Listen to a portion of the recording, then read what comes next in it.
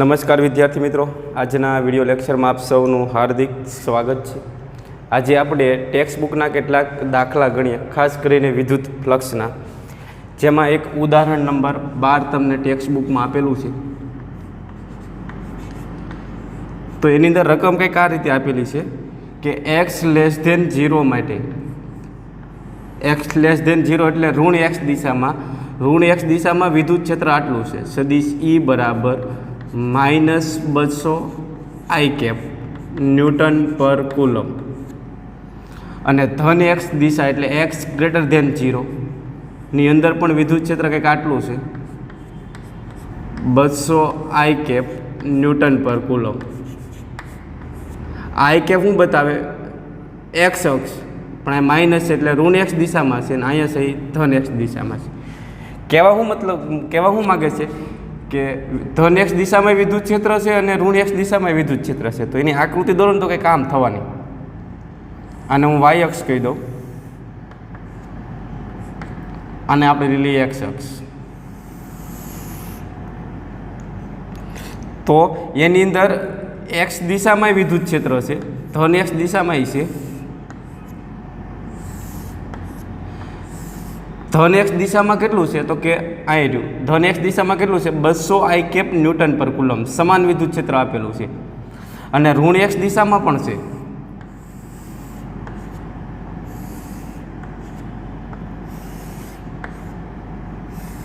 એટલે આપણે અહીંયા એવું વિચારીએ કે તમે જો અહીંયા સમાન ધન વિદ્યુત ભાર મૂકી દો ને, તો વિદ્યુત ભાર ધન x દિશામાં વિદ્યુત ક્ષેત્ર ઉત્પન્ન કરશે અને ઋણ x દિશામાં વિદ્યુત ક્ષેત્ર ઉત્પન્ન કરશે।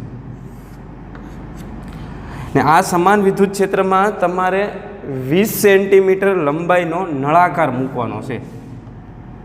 નળાકારની લંબાઈ કેટલી લેવાની છે? 20 સેન્ટીમીટર।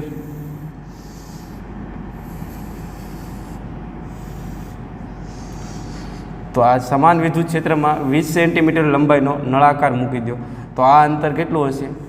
10 સેન્ટીમીટર, ને I 10 જ હશે, પણ આ ઋણ x દિશામાં છે એટલે અહીં શું આવશે? -10 સેન્ટીમીટર।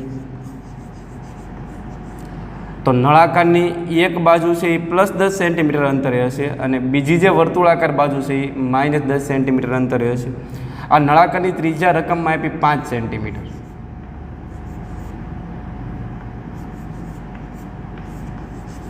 તો પહેલો પ્રશ્ન એવો પૂછ્યો છે કે નળાકારની સપાટ બાજુમાંથી પસાર થતું ફ્લક્સ ગણો।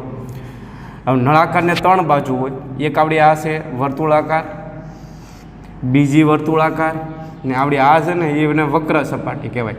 તો સપાટ બાજુ કહીએ ને તો આ બે વર્તુળાકાર બાજુ આવી જાય, તો આમાંથી પસાર થતું ફ્લક્સ ગણવાનું કીધું તમને। તો પહેલો પ્રશ્ન સપાટ એ કરીને પૂછેલું છે, સપાટ બાજુમાંથી પસાર થતું ફ્લક્સ।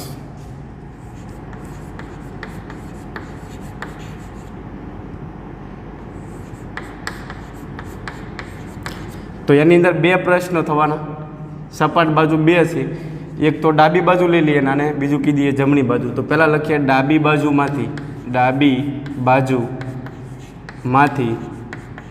પસાર થતું ફ્લક્સ,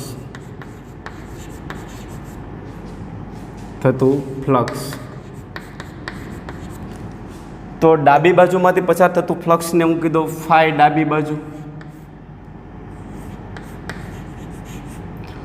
ફ્લક્સનું સૂત્ર હશે, મૂળ સૂત્ર હશે E.ΔS, અને ડોટ દૂર કરો તો E∆S cos θ થશે, પણ આપણે આ સૂત્રનો અહીંયા ઉપયોગ કરીએ। તો હવે વાત કરીએ ડાબી બાજુમાં। તો ડાબી બાજુ આગળ અહીં ધ્યાન આપજો, પહેલાં હું લખી નાખું ફાઈ ડાબી બાજુ। હવે E એટલે ડાબી બાજુ વિદ્યુત ક્ષેત્ર, તો ડાબી બાજુ વિદ્યુત ક્ષેત્ર એટલે ઋણ x દિશામાં વિદ્યુત ક્ષેત્ર, એ કંઈક અહીંયા સદિશ E આમ હશે, અને આનો ક્ષેત્રફળ સદિશ ક્યાં આવશે? આવડું આ જે સપાટ બાજુ છે એનો ક્ષેત્રફળ સદિશ એના સમતલને લંબ આવશે ΔS। તો હવે ડાબી બાજુ આગળ વિદ્યુત ક્ષેત્ર કેટલું છે? ડાબી બાજુ એટલે ઋણ x દિશામાં વિદ્યુત ક્ષેત્ર કેટલું છે? -200 I કેપ। તો હું અહીં મૂકી દઉં કિંમત એની, -200 I કેપ। ડોટના ડોટ. ડેલ્ટા એસ એટલે ક્ષેત્રફળ કોનું? તો કે ડાબી બાજુ. ડાબી બાજુ કેવી છે? વર્તુળાકાર. તો વર્તુળાકારનું ક્ષેત્રફળ શું આવશે? પાઈ આર સ્ક્વેર થશે. હવે અહીં સદિશ મૂક્યો એટલે અહીં દિશા મૂકવી જરૂરી. તો ડેલ્ટા એસની દિશા કઈ હશે? ડાબી બાજુ જોવો તો ડેલ્ટા એસ છે એના સમતલને લંબ એટલે ઋણ એક્સ દિશામાં હશે.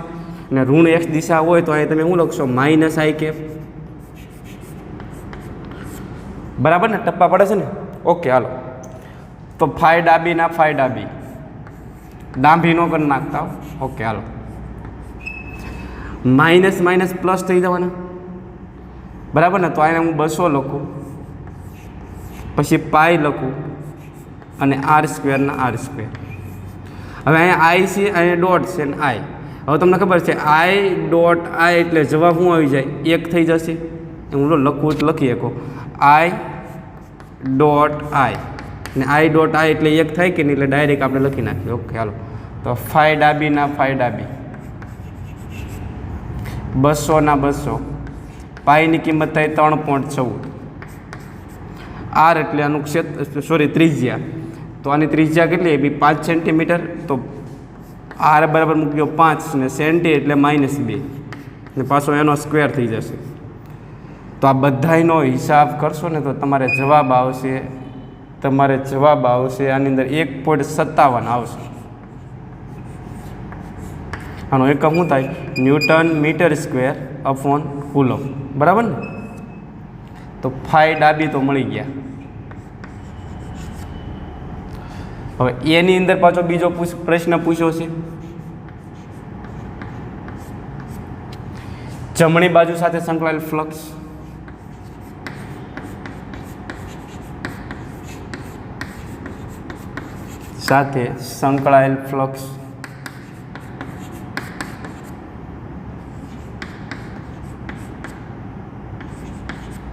તો એને આપણે ફાઈ જમણી કહી દઈએ.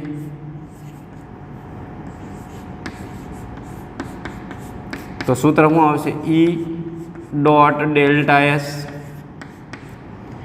ઈ એટલે હવે જમણી બાજુ આગળ વિદ્યુત ક્ષેત્ર. તો જમણી બાજુ એટલે કઈ? તો કે ધન એક્સ દિશામાં. ધન એક્સ દિશામાં વિદ્યુત ક્ષેત્ર કંઈ કામ છે? આનું ક્ષેત્રફળ સદિશ કઈ દિશામાં આવશે? તો એના સમતલને લંબ ડેલ્ટા એસ આમ આવશે અને ઈવડા ઈ પણ આમ છે. તો જમણી બાજુ વિદ્યુત ક્ષેત્ર કેટલું છે? ધન એક્સ દિશામાં 200 આઈ કેપ છે. જોજો અહીંયા ઈ બરાબર મૂકી દો 200 આઈ કેપ.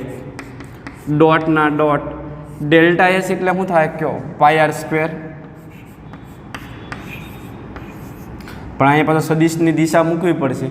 તો જમણી બાજુ ડેલ્ટા એસ કઈ દિશામાં છે? તો કે ધન એક્સ દિશામાં. ને ધન એક્સ દિશામાં હોય તો પ્લસ આઈ કેપ આવશે. ઓલામાં માઇનસ આઈ કેપ આવ્યો તો યાદ છે ને? ઓકે, હાલો. તો ફાઈ જમણી ના ફાઈ જમણી. બરાબર ને? 200 ના 200, આઈ ડોટ આઈ એટલે 1 થઈ જશે ને એ પાઈ આર સ્ક્વેર થવા. તો 200 ના 200, પાઈ બરાબર 3.14 ને આર એટલે જમણી બાજુની ત્રિજ્યા એ 5 સેન્ટીમીટર જ આપેલી છે. એટલે શું આવશે? 5 ગુણ્યા 10 ની -2 ને એનો સ્ક્વેર. તો આ બધા એનો ફરીવાર હિસાબ કરશો તો જવાબ આવશે 1.57 newton metre square upon coulomb. લ્યો, તો આ તમને મળ્યું ફાઈ જમણી.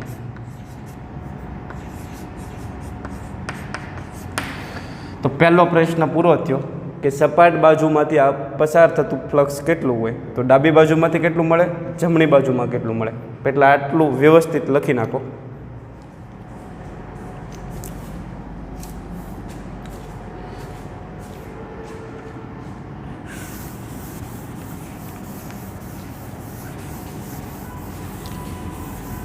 હવે આની અંદર બી કરીને તમને પ્રશ્ન પૂછ્યો છે.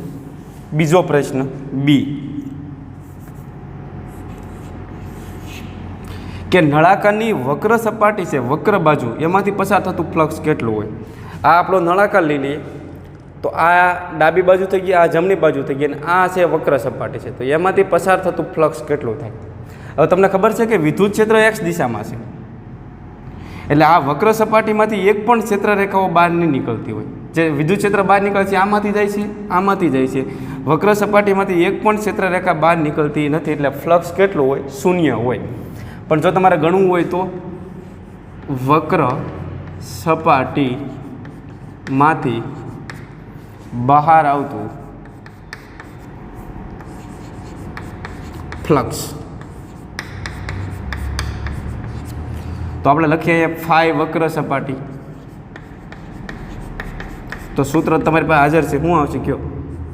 E ડોટ ડેલ્ટા એસ, અને અહીંથી તમે direct E delta S cos theta લખી નાખો તોય હાલે. હવે તમને ખબર છે કે આ વક્ર સપાટીનો ક્ષેત્રફળ સદિશ ક્યાં આવે? તો એ સપાટીને લંબરૂપે હોય, એટલે કે ઉપર તરફ. આ ભાગમાં ડેલ્ટા એસ આમ આવશે, આ ભાગમાં ડેલ્ટા એસ આમ આવશે. તો આ ભાગમાં તમે જુઓ તો E આમ છે અને ડેલ્ટા એસ આમ છે. બંને વચ્ચેનો ખૂણો કેટલો થવાનો? 90. અહીંયા તમે જુઓ તો E આમ છે અને ડેલ્ટા એસ છે, ડેલ્ટા એસ આમ છે, એટલે ખૂણો કેટલો થવાનો? 90.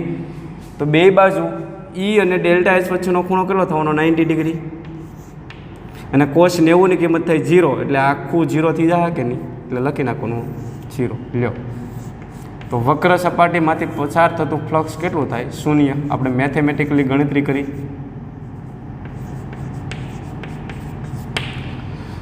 તો આ બીજો પ્રશ્ન હતો. ત્રીજો એ પ્રશ્ન પૂછો કે નળાકાર સાથે સંકળાયેલ કુલ ફ્લક્સ ગણો. તો લખીએ આપણે સી, નળાકાર સાથે સંકળાયેલ કુલ ફ્લક્સ. તો નળાકારને કુલ કેટલી સપાટીઓ છે? તમારે કુલ ફ્લક્સ ગણવું હોય તો ડાબી બાજુ સાથે સંકળાયેલ ફ્લક્સ, જમણી બાજુ સાથે સંકળાયેલ ફ્લક્સ અને વક્ર સપાટી સાથે સંકળાયેલ ફ્લક્સ, તેનો સરવાળો કરો એટલે કુલ ફ્લક્સ મળી જાય. એટલે કુલ ફ્લક્સ ગણવું હોય તો શું હશે? ફાઈ ડાબી બાજુ, ફાઈ જમણી બાજુ અને ફાઈ વક્ર સપાટી.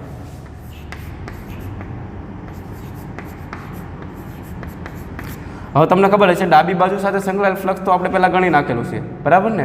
એ કેટલું આવ્યું હતું? 1.57. જમણી બાજુ સાથે સંકળાયેલ ફ્લક્સ એ આપણે ગણેલું છે 1.57. વક્ર સપાટીનું ફ્લક્સ કેટલું આવ્યું હતું? 0. તો આનો હિસાબ કરો એટલે જવાબ આવશે 3.14. બરાબર. આનો એકમ શું આવશે? ન્યૂટન મીટર સ્ક્વેર પર કુલમ. તો આ સી હતો. હવે ચોથો પ્રશ્ન એવો પૂછ્યો છે કે આ નળાકારની અંદર ટોટલ કુલ કેટલો વિદ્યુતભાર હશે? નળાકાર એટલે બંધ પૃષ્ઠ થઈ ગયું, ને બંધ પૃષ્ઠ માટે ગોસનો નિયમ લાગુ પાડી કે ખરા? તો વિદ્યુતભાર ગણવું હોય ચોથો, નળાકારની અંદર કુલ વિદ્યુતભાર.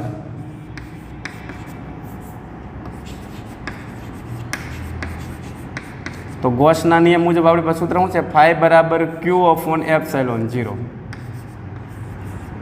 ફાઈ એટલે નળાકાર સાથે સંકળાયેલ કુલ ફ્લક્સ, Q એટલે નળાકારની અંદર રહેલો કુલ વિદ્યુતભાર જે આપણે ગણવાનો છે. તો Qને સૂત્રનો કરતા બનાવી દો તો શું આવશે? ε0 × ફાઈ થવાના.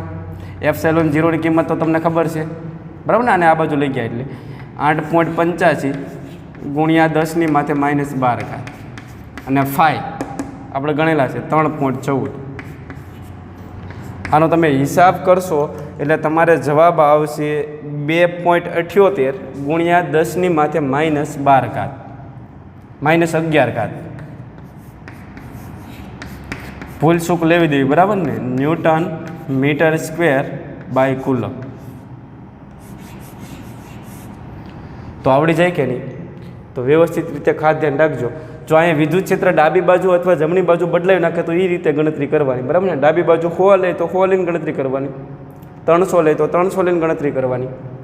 ઓકે, તો સરસ મજાનું ઉદાહરણ નંબર 12 હતું. તો હવે આપણે સ્વાધ્યાયનો 17મો દાખલો ગણીએ. એમાં એવું કીધું છે કે એક બોક્સ લેવાનું છે અને બોક્સ સાથે સંકળાયેલ ધન ફ્લક્સ આપ્યું છે તમને. ફ્લક્સ ધન હોય તો એમાં ક્ષેત્રરેખાઓ બહાર નીકળતી છે આ રીતે, ને એની અંદર રહેલો વિદ્યુતભાર ધન હોય એક, બરાબર ને? ને આ ફ્લક્સ તમે રકમમાં જોશો તો એ તમને આપ્યું છે ફાઈ બરાબર 8 × 10 ની 3 ઘાત ન્યૂટન પર ન્યૂટન મીટર સ્ક્વેર પ્રતિ કુલમ. તો પહેલો પ્રશ્ન એવો પૂછ્યો કે આ બોક્સની અંદર કેટલો ધન વિદ્યુતભાર હોય, તો ગણી નાખીએ. તો આપણી પાસે ગોસનો નિયમ હાજર જ છે. ગોસના નિયમ મુજબ તો ગોસનો નિયમ એપ્લાય કરો તો શું આવશે? ફાઈ બરાબર ક્યુ અપોન એપ્સાઇલોન 0. ક્યુ એટલે બંધ પૃષ્ઠની અંદર રહેલો વિદ્યુતભાર, જે તમારે હાલમાં ગણવાનો છે. તો ક્યુ ઇઝ ઇક્વલ ટુ શું થાય? ફાઈ ઇન્ટુ એપ્સાઇલોન 0 થશે. ફાઈ રકમમાં આપ્યા છે 8 ગુણ્યા 10⁻³ અને એપ્સાઇલોન 0ની કિંમત છે 8.85 ગુણ્યા 10⁻12². હવે 8.85 ગુણ્યા તમે 8 કરશો તો જવાબ આવશે 70.8 સમથિંગ આવશે. બરાબર ને? મારી ભૂલ થતી ન હોય તો આ આવશે 70.8 અને 3 - 12 એટલે 10⁻⁻9 થશે. વિદ્યુતભાર છે એનો એકમ શું થાય? કુલમ. લો, પહેલો પ્રશ્ન પૂરો થયો. હવે બીજો પ્રશ્ન એવો પૂછ્યો કે જો આ બંધ પૃષ્ઠ સાથે સંકળાયેલ ફ્લક્સ શૂન્ય હોય તો હું આની અંદર વિદ્યુતભાર નહીં હોય? વિદ્યુતભાર હોય જ નહીં. જો બંધ પૃષ્ઠ સાથે સંકળાયેલ ફ્લક્સ શૂન્ય હોય તો અંદર વિદ્યુતભાર ન જ હોય એવું કહી ન શકીએ. કારણ કે તમને ખબર છે કે ફ્લક્સ આ રીતે શૂન્ય થઈ શકે ખરું. હું એમ કહું કે આમાં વિદ્યુતભાર ક્યુ મૂકી દો તો ફ્લક્સ શું આવશે? ફાઈ બરાબર ક્યુ અપોન એપ્સાઇલોન 0. આમાં માઇનસ ક્યુ મૂકી દઉં તો પ્લસ ક્યુ અને માઇનસ ક્યુ એટલે વિદ્યુતભાર થઈ ગયો શૂન્ય. તો અત્યારે ફ્લક્સ શૂન્ય તો આવી ગયું. એટલે કે ફ્લક્સ શૂન્ય છે પણ અંદર વિદ્યુતભાર છે ખરા. એટલે એવું ક્યારેય આપણે ન કહી શકીએ કે જો ફ્લક્સ શૂન્ય હોય તો અંદર વિદ્યુતભાર હોય જ નહીં. હોય પણ શકે, અને હશે તો કેવા હશે? સમાન મૂલ્યના અને વિરુદ્ધ નિશાનીવાળા. તો આ બીજું એક વાક્ય લખશું આપણે કે જો ફ્લક્સ શૂન્ય હોય, ફ્લક્સ શૂન્ય હોય તો બોક્સમાં વિદ્યુતભાર ન હોય એવું જરૂરી નથી. તેમાં વિદ્યુતભાર હોઈ શકે.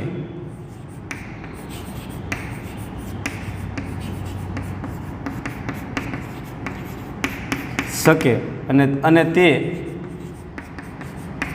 સમાન મૂલ્યના વિજાતીય વિદ્યુતભારો હોય.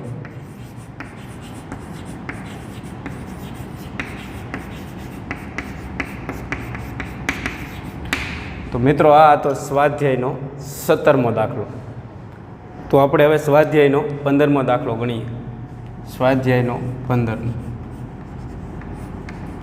એની અંદર તમને એમ કીધું કે સમાન વિદ્યુત ક્ષેત્ર તમને રકમમાં આપ્યું છે 3 ગુણ્યા 10⁻³ આઈ કેપ. એનો મતલબ એમ કે કઈ દિશામાં છે? એક્સ દિશામાં. અને એની અંદર તમારે 10 સેન્ટીમીટર લંબાઈનું એક ચોરસ મૂકવાનું છે. ચોરસ કઈ રીતે મૂકવાનો છે એની વાત કરી દઉં તમને અહીંયા. તો જો સમાન વિદ્યુત ક્ષેત્ર કઈ દિશામાં આપ્યું? ધન એક દિશામાં. હું અહીંયા યામ પદ્ધતિ બતાવું. બરાબર ને? આકૃતિ અહીં દોરીએ આપણે. બરાબર. આ એક્સ અક્ષ થઈ ગઈ, અહીંયા વાય અક્ષ થઈ ગઈ, ને અહીંયા થવાની ઝેડ અક્ષ. સમાન વિદ્યુત ક્ષેત્ર કઈ દિશામાં આપેલું છે તમને? ધન એક્સ દિશામાં. આ રીતે આપેલું છે. હવે તમને હું કીધું કે વાય ઝેડ અક્ષ છે અથવા તો વાય ઝેડ સમતલ છે એટલે આમ હશે. એને સમાંતર એક ચોરસ તમારે અહીં મૂકવાનું છે. તો વાય ઝેડને સમાંતર મૂકી દો તો આમ થવાનો આપણો ચોરસ.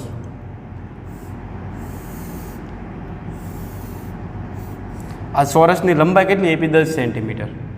તો આ ચોરસ સાથે સંકળાયેલ ફ્લક્સ ગણો. વિદ્યુત ક્ષેત્ર કંઈક આ દિશામાં છે અને આ ચોરસનો ક્ષેત્રફળ સદિશ આમ હશે ડેલ્ટા એસ. વાય ઝેડને સમાંતર એટલે આ રીતે જ હશે. ઓકે, હાલો. તો આની સાથે સંકળાયેલ ફ્લક્સ તો પહેલો તે વાય ઝેડ સમતલમાં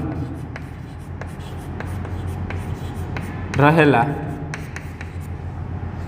ચોરસ સાથે સંકળાયેલ ફ્લક્સ.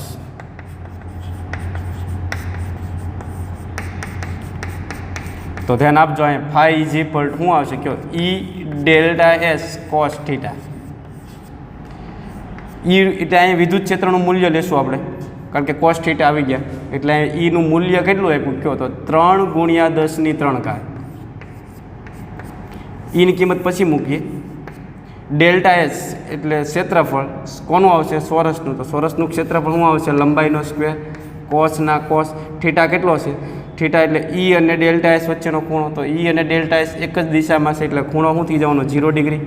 ઓકે, ઈના કિંમત મૂકજો તમે તો 3 × 10⁻³ લંબાઈ આપી 10 સેન્ટીમીટર એટલે અહીંયા 10 સેન્ટી એટલે -2 એનો સ્ક્વેર થઈ જશે અને કોસ 0ની કિંમત થાય 1. તો આનો હિસાબ કરીએ આપણે તો 3 × 10⁻³ 10નો વર્ગ થયો 100 અને -2 નો વર્ગ થાય -4. 100 × 3 એટલે 300 થવાના. 3 માંથી -4 બાદ કરો એટલે -1 આવે. એક ડિજિટ અહીં આપી દો એટલે 30 આવશે. એકમ શું આવશે કયો newton metre square by coulomb. તો આ પહેલો પ્રશ્ન હતો. બીજો પ્રશ્ન એ પૂછેલો છે કે આજે ચોરસના સમતલનો આ લંબ વિદ્યુત ક્ષેત્ર સાથે 60 ડિગ્રીના ખૂણે હોય. એટલે હું બીજી આકૃતિ દોરું અહીંયા કે આપણું વિદ્યુત ક્ષેત્ર આમ હતું,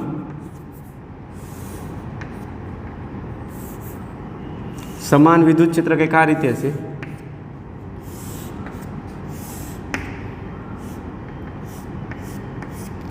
ને આ આપણું ચોરસ છે.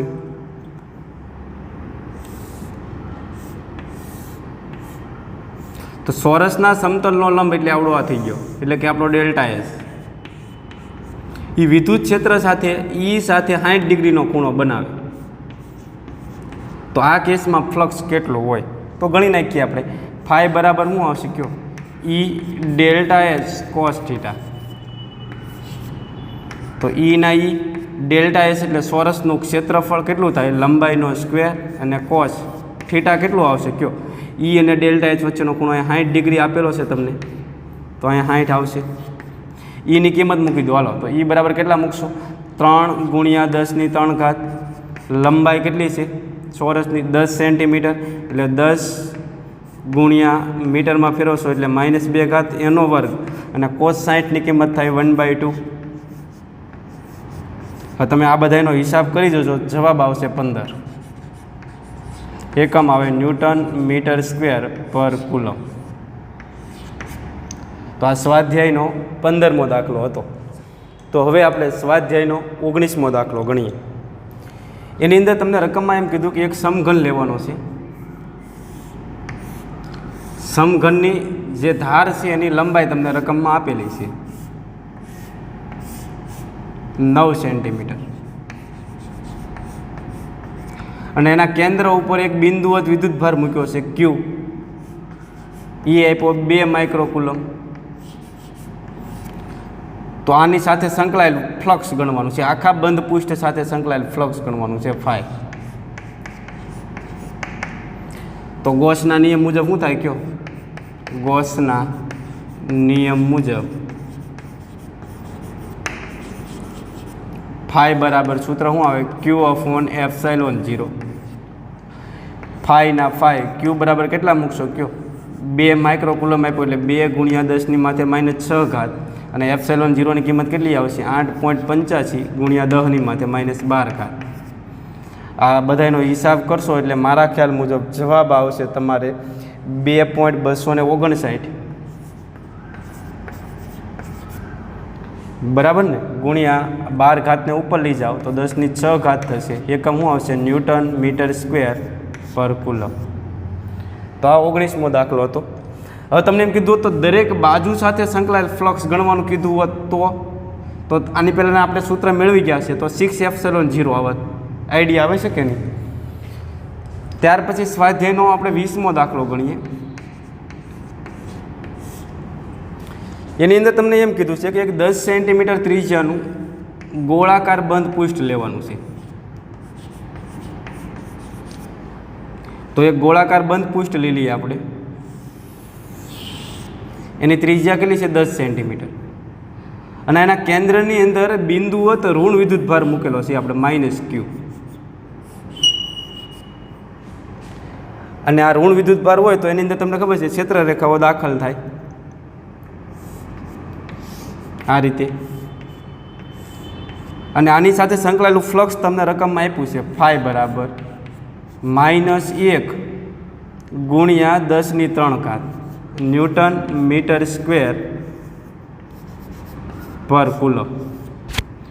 તો પહેલો પ્રશ્ન એવો પૂછ્યો છે કે જો આ ગાઉજન પૃષ્ઠની ત્રિજ્યા બમણી કરી નાખવામાં આવે, પહેલાં 10 સેન્ટીમીટર છે ને, હવે તમે એને બમણી કરીને 20 સેન્ટીમીટર કરી નાખો તો ફ્લક્સમાં કાંઈ ફેરફાર થશે? તો અંદર રહેલો વિદ્યુતભાર બદલાય નહીં તો ફ્લક્સમાં કોઈ ફેરફાર થશે નહીં. એટલે ફ્લક્સ કેટલું હતું? આટલું જ હતું, -1 ગુણ્યા 10⁻³. જો ત્રિજ્યા બમણી કરો તો ફ્લક્સમાં કાંઈ ફેર પડે નહીં. એટલે પહેલો જ વાક્ય લખીએ આપણે કે જો બંધ પૃષ્ઠની ત્રિજ્યા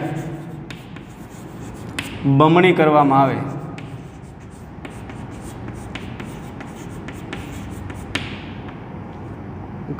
આવે તો ફ્લક્સમાં કોઈ ફેરફાર થશે નહીં.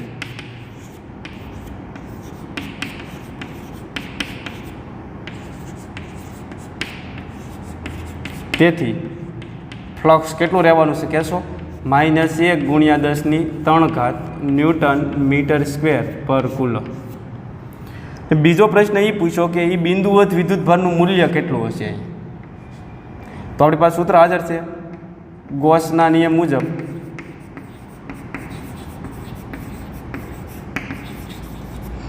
ફાઈ બરાબર તમે શું લખશો? Q/1ε0. ફાઈ કેટલા હશે કયો? -1 ગુણ્યા 10⁻³ બરાબર ને? ક્યુને સૂત્રોનો કરતા જ બનાવી દો ને. તો ફાઈ × ε0. ફાઈ કેટલા મૂકશો? -1 ગુણ્યા 10⁻³ અને ε0ની કિંમત 8.85 ગુણ્યા 10⁻⁻12. તો આના ગુણ્યા આ કરશો એટલે જવાબ આવશે -8.85. -12 + 3 એટલે 10⁻⁻9. અહીંયા વિદ્યુતભાર છે એટલે એનો એકમ શું આવશે કયો? કુલમ.